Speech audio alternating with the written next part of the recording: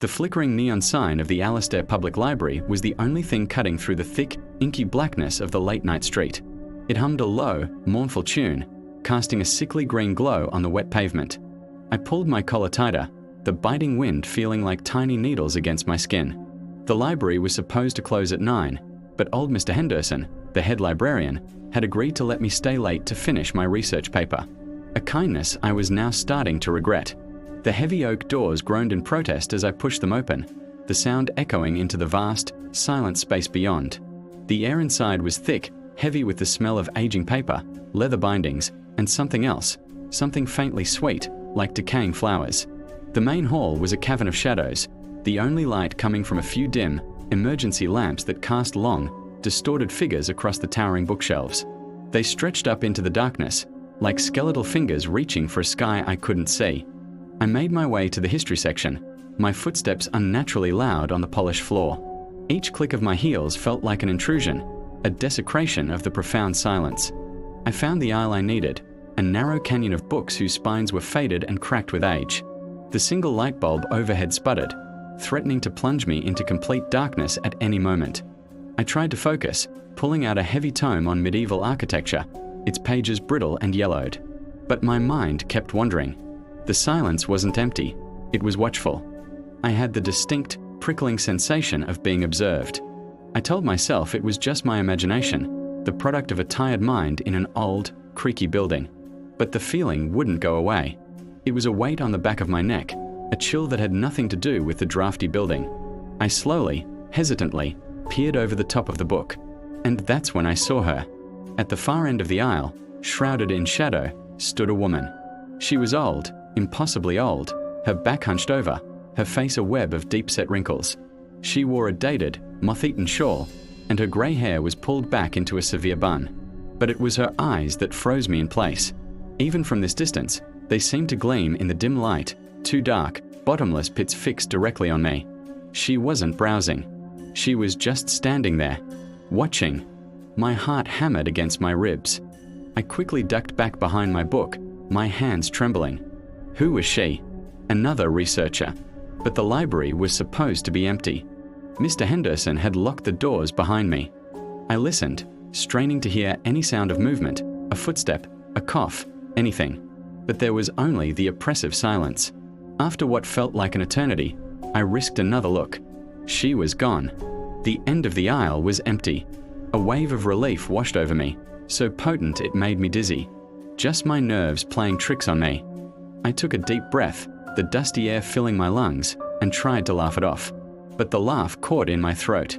My eyes drifted to the aisle across from me. And there she was again.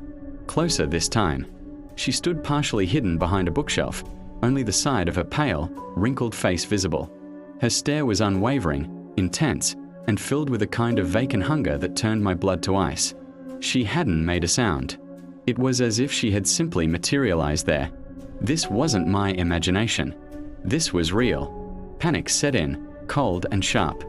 I slammed the book shut, the sound booming through the library like a gunshot. I had to get out. I spun around and started walking, fast, not daring to look back. I didn't run. I was afraid of what might happen if I did. I just needed to get to the main hall, to the front doors, to the world outside this tomb of paper and shadows. But the layout of the library, once so familiar, now seemed alien. I turned left, expecting to see the main circulation desk, but instead, I was met with another long, identical aisle of books. A dead end. I backtracked, my heart pounding a frantic rhythm against my chest. I took another turn, and then another. Each aisle looked the same. The towering shelves seemed to shift and rearrange themselves when I wasn't looking, creating an impossible, ever-changing maze. The flickering lights overhead cast dancing shadows that looked like grasping hands. The smell of old paper was now suffocating, cloying. I was lost, utterly and completely lost in a labyrinth of my own fear. And I knew, with a certainty that chilled me to the bone, I was not alone in here. I could feel her presence, a cold spot in the air just behind me, getting closer with every wrong turn I made. The footsteps above me stopped. I held my breath, every nerve ending screaming. The silence was worse than the sound. I was trapped in the library's basement, a maze of forgotten books and dust-caked shelves. I ducked down here thinking I could lose her, the old woman with the unnerving smile. Bad idea. The air was thick, heavy with the smell of decay and old paper. The only light was a single, flickering bulb that cast long, dancing shadows. I started moving, my hands tracing the rough brick walls. Each drip of water from the ceiling pipes sounded like a gunshot in the oppressive quiet. I turned a corner and froze. At the far end of the long corridor, a figure stood silhouetted against the dim light. It was her. But how? I hadn't heard a single footstep on the stairs. My heart hammered against my ribs. I backed away slowly, my eyes locked on her. She didn't move, just stood there, a dark stain in the gloom. I spun around and ran, deeper into the labyrinth. My lungs burned. The shelves blurred into a single, continuous wall. I risked a glance over my shoulder. The corridor was empty. Relief washed over me, but it was short-lived. A soft scraping sound came from my right. I turned my head. She was there, just a few feet away, her head cocked at an impossible angle, that same placid smile on her face. Her body was contorted, one hand planted on the ceiling, the other on the floor, like a spider. She wasn't walking, she was scuttling, her movements jerky and unnatural. A scream tore from my throat. I scrambled backward, tripping over a pile of discarded books and landing hard. The impact knocked the wind out of me. She was coming closer, her limbs unfolding with a series of soft, wet cracks. That's when I saw it. Tucked into an old wooden crate beside me was a leather-bound journal. My hand shook as I grabbed it and flipped it open. It was a librarian's log, dated over a century ago. The entries were frantic, written in a spidery scrawl. It spoke of a silent keeper, a creature that fed on the forgotten stories, a guardian that became part of the library itself. It described how the keeper would trap patrons, absorbing their presence until they too were just another ghost on the shelves. The last entry was chilling. She smiles because she is hungry. She is quiet because she is already everywhere.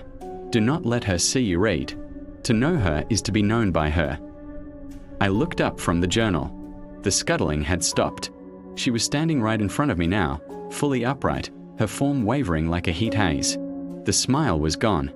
Her face was a blank canvas, but her eyes were ancient voids, filled with the dust of 1,000 untold tales.